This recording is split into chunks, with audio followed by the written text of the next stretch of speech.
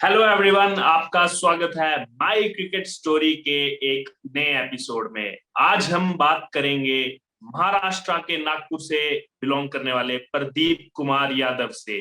जी हाँ, प्रदीप कुमार यादव, जिनको एक काफी लंबा कोचिंग एक्सपीरियंस है और उससे पहले वो क्रिकेट खिलाड़ी भी रहे हैं।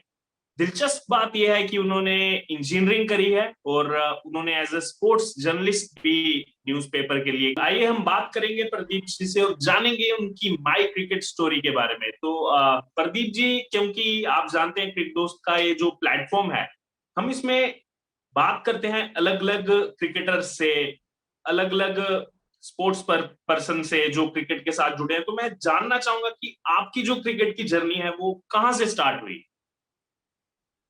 बेसिकली ये तो मेरे स्कूल डेज से शुरू हुआ था। मैं स्कूल डेज में मेरा ब्रदर खेलता था। मेरा बड़ा भाई, वो खेलते खेलते थोड़ा मेरे को भी इंस्पायर्ड होने लग गया कि उनको देख के मैं भी खेलना चालू करूँ। कुछ फाइनेंशियली प्रॉब्लम होने के कारण उनने तो खेलना बंद कर दिया, पर उनने मुझे हमेशा सपोर्ट किया और मेरे पेरेंट्स ने कहा चल ठीक है तू खेलना शुरू कर दे। अब मैं जैसे जैसे खेलना शुरू किया, फिर जो मेरे कोच थे उन लोगों ने मुझे पुश किया आगे आगे। और उस वहाँ से मैं 8 साल की उम्र से शुरू खेलना शुरू किया और आज तक खेलते ही रहा। और अभी कोचिंग करते करते मुझे 13 साल का एक्सपीरियंस हो गया है। तो ऐसी मेरी जर्नी स्टार्ट हो गई है। हाँ, अभी हम उस कोचिंग पे बाद में आएंगे। सबसे पहले मैं जानना चाहूंगा, जब मैं आपकी प्रोफाइल देख रहा था तो काफी यंग एज में आपने जो है नेशनल खेले हैं, जो गवर्नमेंट की तरफ से नेशनल्स रहते हैं, आपने अपनी स्टेट को रिप्रेजेंट किया है उसमें। तो एकदम से हाँ। यंग एज में वो जाकर के नेशनल्स खेलना, वो आपके लिए कैसा मोमेंट था? वहां से आपने कैसे, मतलब प्रोफेशनल क्रिकेट में आपका घुसना हुआ? जैसे नेशनल खेलने के लिए सर थोड़ा सा कुछ आइडियाज तो मेरे को आ गई थी, क्योंकि कुछ सीनियर्स खेल चुके थे मेरे स्कूल से। जैसे मेरा स्कूल बिलोंग करता सरस्वती विद्यालय नागपुर में, साउथ इंडियन बोर्ड है वहाँ पे। फैस फजल है जैसे हमारे यहाँ इंडिया खेले हुए हैं, तो वो स्कूल से करते थे। कुछ सीनियर्स हैं, उन लोग ने जब स्कूल इंडिया कुछ नेशनल, उसके बाद हम लोग उन वो फॉलो कर रहे थे, तो उनसे कुछ नॉलेज भी मिली मुझे। तो जैसा मेरा नेशनल के लिए सिलेक्ट हुआ है, तो स्कूल नेशनल हुआ था, तो उसके कुछ ट्रायल्स हुए थे ना में, और कुछ मैचेस हुए थे, उसमें मैंने कुछ परफॉर्म किया था हमारे कैप्टन के अंडर में। वहाँ से फिर मैं खुद कैप्टनशिप मुझे मिली, और वो कैप्टनशिप के साथ मैं डिस्ट्रिक्ट खेला। डिस्ट्रिक्ट के साथ फिर मैं गया, और मैं वैसे ही बैच फजल के बाद 10 साल बाद एक ऐसा कैप्टन था जो नेशनल खेला। वो कैप्टनशिप और अपनी टीम को, स्कूल की टीम को डिस्ट्रिक्ट और स्टेट लेवल तक लेके गया था। एक मेरे लिए बहुत बड़ा मैंने एक प्राउड फीलिंग भी था कि मैं 10 साल बाद एक ऐसा कैप्टन बना जो नेशनल भी खेला, और फैज फजल के साथ नाम भी जुड़ गया था मेरा। तो जैसा कि ये बहुत दिलचस्प आपने बताया कि इतने सालों बाद आप एज ए कैप्टन के लिए आपने, आपके लिए तो प्राउड मोमेंट था, आपके स्कूल के लिए प्राउड मोमेंट था, आपकी सिटी के लिए प्राउड मोमेंट था। इससे अब थोड़ा आगे बढ़ते हैं। आपने काफी अर्ली एज में, मैं आपके जैसे प्रोफाइल देख रहा था, तो क्रिकेट खेलने के बाद काफी अर्ली स्टेज में आपने जो है ऑप्ट किया कोचिंग को। मतलब 2008-9 आते आते आपने कोचिंग में घुस गए। तो उसका कोई रीजन रहा होगा कि आपने एज अ प्लेयर खेलना छोड़ करके जो है कोचिंग को ज्यादा बेटर समझा। स्टार्टिंग में इनिशियली में सर, जैसा कोचिंग जब मैंने स्टार्ट किया था, तो मैं फाइनेंशियली थोड़ा वीक होने के कारण तो मैं कोचिंग के साथ अपनी अपनी एज अ प्लेयर की जो फीस स्ट्रक्चर होता था उसको मैं एडजस्ट करता था स्टार्टिंग के लिए। इनिशियल स्टार्ट 4 से 5 साल के लिए, तो वैसे मैंने धीरे धीरे धीरे को स्टार्ट किया।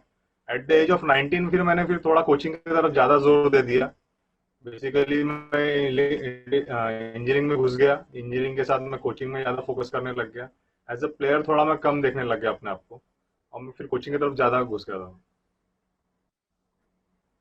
तो कहीं ना कहीं मैं भी अपने आप को उस चीज से कनेक्ट करता हूँ, क्योंकि मेरा भी कहीं ना कहीं स्टोरी कुछ ऐसा ही है। मैं भी जब इंजीनियरिंग में आया तो मेरा क्रिकेट खेलना छोड़ करके थोड़ा एम्पायरिंग में मेरा ज्यादा जो है रुचि हुआ, और फिर मैं एम्पायरिंग में ज्यादा मेरा इंटरेस्ट रहा। तो अब इससे आगे बढ़ते हैं। जैसे मैं क्लब्स देख रहा था जिसमें आप रेगुलर कोचिंग करते हैं, तो पिछले 13 साल से आप कोचिंग करवा रहे हैं। वैसे एक डॉक्टर अंबेडकर कॉलेज का जो, जहाँ पे आप कोचिंग देते हैं, आपने 13 ईयर्स तक वहां पे जो है कोचिंग दी। तो उसके बारे में आप हमें बताएं, क्योंकि 13 ईयर्स एक बहुत लंबा पीरियड होता है किसी के भी लाइफ टाइम में, और स्पेशली जब आप कोच करते हैं किसी एक स्पेसिफिक क्लब को। तो उसके बारे में आप कुछ हमारे दर्शकों से कुछ जानकारी शेयर करना चाहेंगे? अम्बेडकर क्लब ऐसा था कि वो जैसे इनिशियल स्टेज में स्टार्ट हुआ, वहाँ के जो मेरे कोच थे प्रशांत बांबल सर, तो इनके इनके थ्रू मैंने स्टार्ट किया। इनने मुझे क्रिकेट सिखाया। फिर धीरे धीरे इनने मेरे क्रिकेट के माँ बाप यही थे, प्रशांत बांबल सर, प्रशांत कांतोड़े सर और आदेश नगराले सर करके थे। प्रशांत बांबल सर का बहुत ज़्यादा जोर रहा मेरे सर पे, उनका हाथ हमेशा रहा है। तो उनने मुझे पहले क्रिकेट सिखाया, उनसे मैं बहुत क्रिकेट सीखा अपने, और उससे मैंने नेशनल रिप्रेजेंट किया, फिर यूनिवर्सिटी रिप्रेजेंट किया उनके अंडर में, और उनके अंडर में मैं कैप्टनशिप भी सीखा। और उनके साथ रहते रहते मैंने क्रिकेट कोचिंग भी अडॉप्ट कर ली साथों साथ।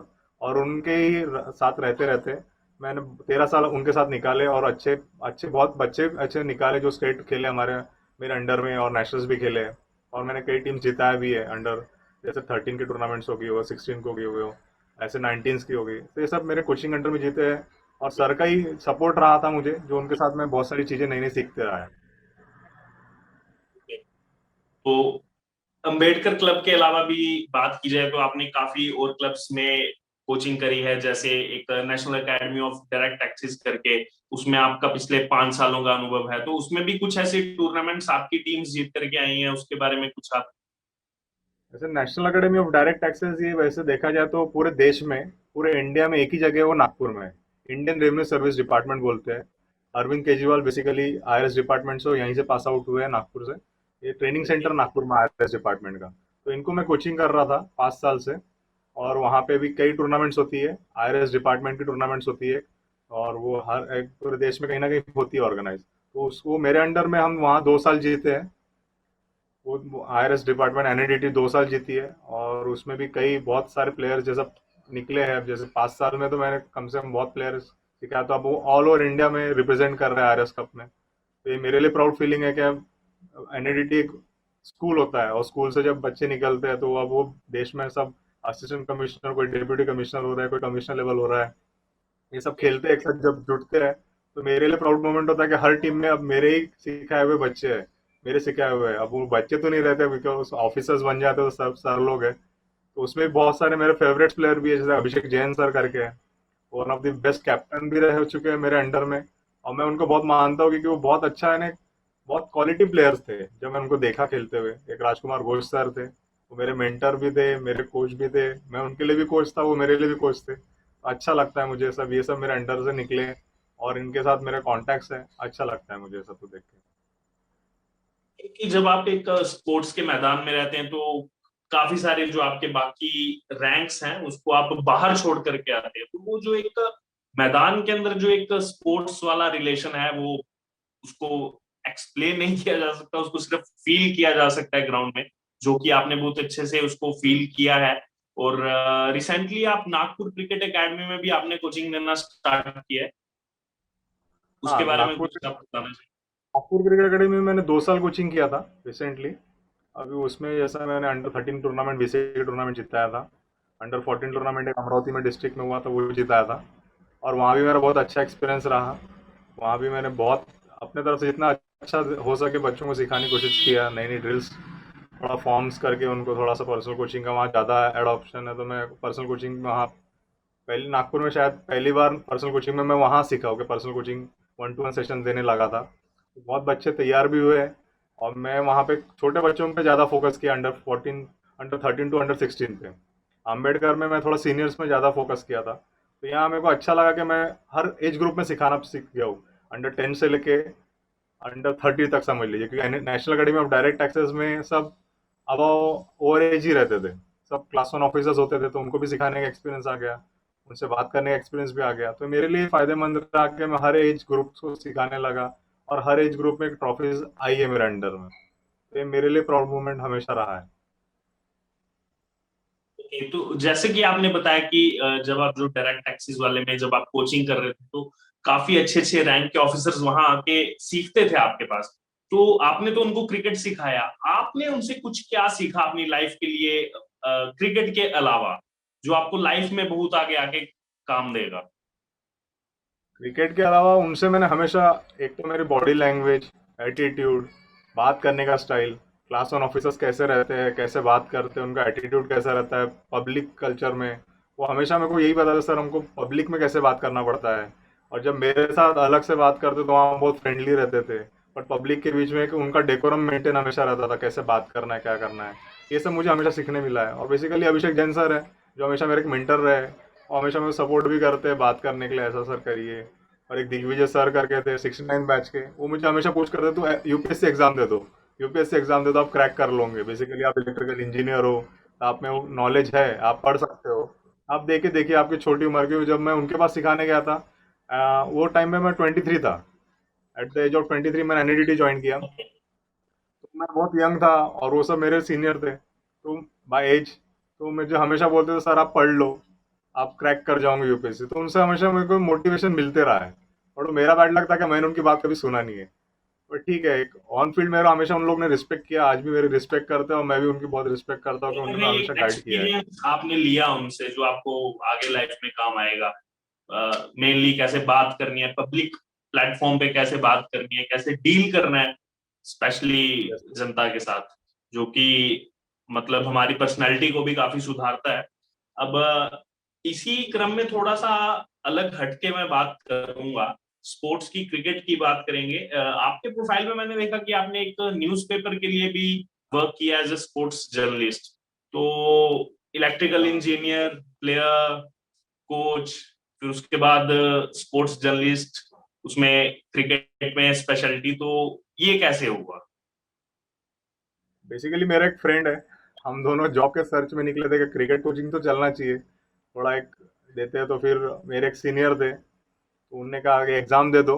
हितवाद करके एक सेंट्रल इंडिया का बेस्ट पेपर है, तो उनको मैंने एग्ज़ाम दिया और बाय राहुल दीक्षित सर करके थे, उन्हें सिलेक्ट किया।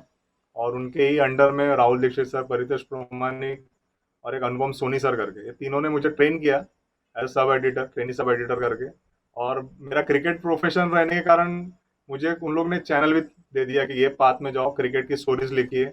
और मेरा क्रिकेट रहने के कारण जितने भी जूनियर्स थे और मेरे साथ खेलते थे, आज वो रणजी लेवल खेल रहे थे। और बेसिकली मेरा इस बात में ज्वाइन करना मीडिया में, और उस टाइम में रणजी ट्रॉफी पहली बार जीतना विदर्भ का, ये बायलक हो गया। और उसमें जितने प्लेयर्स थे ऑलमोस्ट 7 से 8 प्लेयर मेरे साथ खेले हुए थे और मेरे जूनियर्स थे।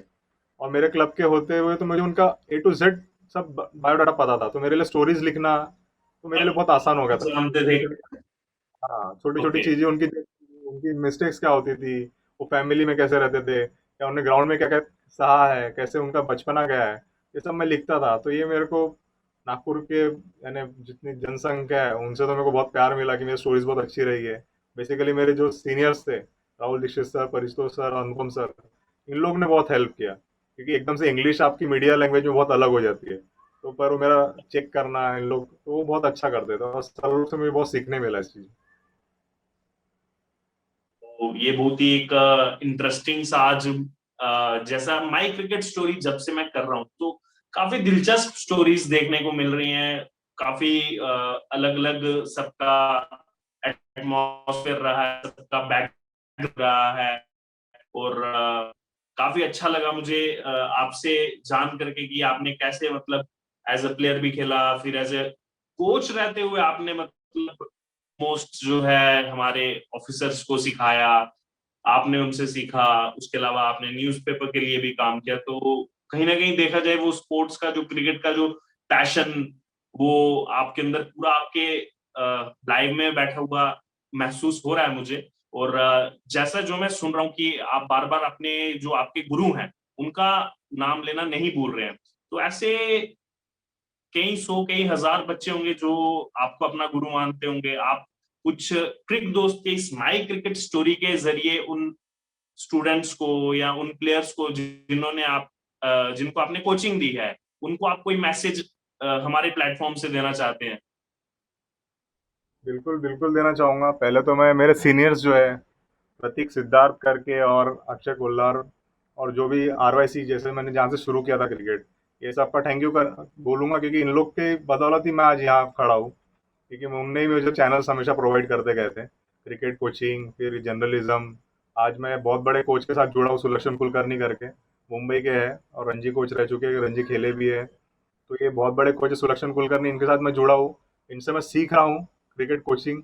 एक्चुअल में अपने आप को, मेरे पैशन को और थोड़ा डेवलप करना चाहता हूँ। अगर मैं क्रिकेट में ही हूँ तो मैं उनके साथ रह के बहुत अच्छा अपने आप को डेवलप करना चाहता हूँ। और सर का नेचर भी इतना अच्छा है कि वो मुझे सिखाते भी है, उल्टा मुझे पे भी कर रहे सिखाने का। ये शायद पूरे नागपुर या पूरे दुनिया में पहली बार होगा जो सीख भी रहा है और मेरे को पे भी कर रहा है। तो ये मेरे लिए बहुत प्राउड मोमेंट है उनके बिल्कुल साथ बिल्कुल। रहते हुए कि मेरे को पे भी कर रहे हैं।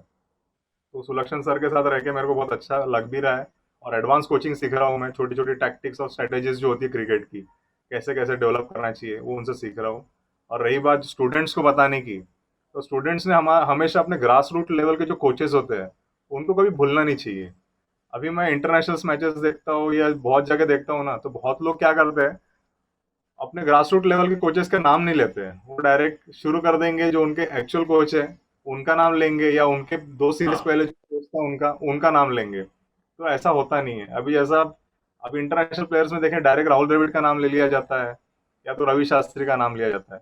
बट मेरे को ऐसा लगता है उनके पीछे भी तो उनका कोई ग्रास रूट लेवल कोच होगा ना, एकदम से राहुल द्रविड़ सर या तो रवि शास्त्री सर मिले नहीं होंगे उनको, उनके भी कोई ग्रास रूट लेवल कोच होंगे। तो उनको आपने अप्रिशिएट करना चाहिए, उनसे थोड़ी बात करना चाहिए। ये पूरे मेरे क्रिकेट करियर में उन्होंने आपके टैलेंट को एक्चुअल में निखार करके सामने लाया। एक्चुअल में एक सिर्फ एक उनको ही तो नहीं भूलना चाहिए थी।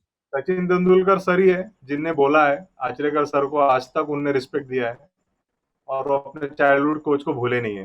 बाकी बहुत कम प्लेयर्स है जो अपने ग्रास रूट लेवल कोच को ऊपर का स्तर देते हैं या उनको अप्रिशिएट करते हैं। तो ये तो मैं अपने जितने स्टूडेंट्स हैं उनको बोलूंगा कि ग्रास रूट लेवल के कोचेस को भूलिएगा नहीं, क्योंकि उनकी नर्व्स उनको ही पता रहती है कि इसकी बैट कहाँ से बाहर से आती थी, एल्बो कैसा प्रेजेंट करता था, ये उसको एक्चुअल पता रहता है।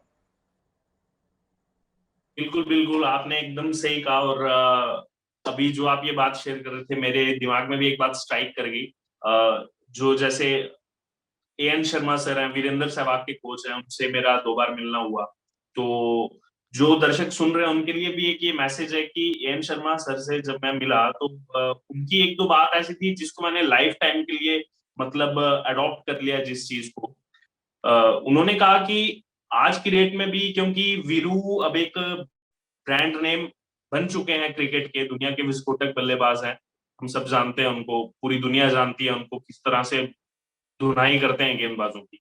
बट आज की डेट में भी वो जब अपने कोच से मिलते हैं, एएन शर्मा सर से मिलते हैं, तो आज की डेट में भी कहते हैं सर मुझे कोई न्यू शॉट सिखाइए। तो ये आपके अंदर जो सीखने की, जैसे अभी आपने बताया कि आप अभी कुलकर्णी सर के पास गए, आप वहां पे सीख रहे हैं, तो ये जो सीखने की जो अपने अंदर तड़प है इसको कभी खत्म मत करना, क्योंकि जब आपने सीखना खत्म कर दिया उस दिन आपका डाउनफॉल वहां से बेशक स्टार्ट हो जाता है। तो आप हमेशा सीखते रहिए। जब इतना बड़ा इंटरनेशनल लेवल का क्रिकेटर जो वर्ल्ड कप दिला चुका है टीम इंडिया को, वो भी आज की डेट में संन्यास लेने के बाद भी अपने कोच से जब मिल, तो जो भी क्रिकेटर अभी मुझे सुन रहे हैं, आप बड़े लोगों की इज्जत कीजिए, अपने कोचेस की इज्जत कीजिए और उनसे सीखते रहिए। हमेशा जब भी मिलिए कोई ना कोई पॉजिटिव उनसे पॉइंट्स लेते रहिए। और प्रदीप जी, जाने से पहले एक मैसेज हमारे दर्शकों के लिए, जो ये माई क्रिकेट स्टोरी का जो प्लेटफॉर्म क्रिक दोस्त ने दिया है ग्रास रूट लेवल के क्रिकेटर्स के लिए, कुछ इस शो के लिए आप कुछ कहना चाहेंगे हमारे दर्शकों से? मैं बिल्कुल कहना चाहूँगा, पहले तो मैं धन्यवाद खुद कहना चाहूँगा कि उनने मुझे ये प्लेटफॉर्म दिया, मैं अभी अपने दिल की बात बता सकूँ। और मैं ग्रास रूट लेवल का खुद एक कोच हूँ, जो मुझे भी जी बहुत फेस करने मिलते नहीं है। बट ये जैसे आप जैसे छोट जो चैनल्स आए हैं क्रिक दोस्त, इन लोग ने मुझे मौका दिया और मेरे कुछ स्टूडेंट्स मैंने देखा है वो भी इंटरव्यूज दे रहे हैं, वो भी यानी एक जी। अच्छा प्लेटफॉर्म के वो मीडिया से बात करना सीख रहे हैं, ऑनलाइन आ गए जो भी हो। पर एक बार वो फेस करना चालू कर दे तो मेरे लिए प्राउड मोमेंट है कि मेरे बच्चे अब बात करना चालू कर रहे हैं, मार्केट एंड थोड़ा वर्ल्ड वाइड उनका भी नाम हो रहा है। तो ये अच्छा है बिल्कुल, और बहुत अच्छा प्लेटफॉर्म किया क्रिएट किया है। और जो भी है इसके पीछे बिल्कुल उनको बेस्ट ऑफ लक है मेरी तरफ से। और जो भी हमारी हेल्प लगेंगे मैं बिल्कुल उनको फ्यूचर में हेल्प करने के तैयार रहूँगा। बहुत बहुत धन्यवाद। तो ये थे हमारे साथ नागपुर महाराष्ट्र से प्रदीप कुमार यादव जी। आपने सुनी इनकी माई क्रिकेट स्टोरी, किस तरह से इनकी जर्नी स्टार्ट हुई और क्या उतार चढ़ाव इन्होंने देखे। और अभी भी स्टिल 13 इयर्स कोचिंग करने के बाद वो अपनी उस कोचिंग लाइफस्टाइल को आगे बढ़ा रहे हैं। तो क्रिक दोस्त की टीम की तरफ से आपको बहुत बहुत शुभकामनाएं आपके फर्दर क्रिकेट फ्यूचर के लिए। और आपने अपना कीमती समय क्रिक दोस्त को दिया, उसके लिए फिर से बहुत बहुत धन्यवाद। और हम मिलेंगे फिर से एक नए एपिसोड में जिसका नाम है my cricket story presented by क्रिक दोस्त। तब तक के लिए मुझे दीजिए इजाजत, अर्जुन खजूरिया। धन्यवाद।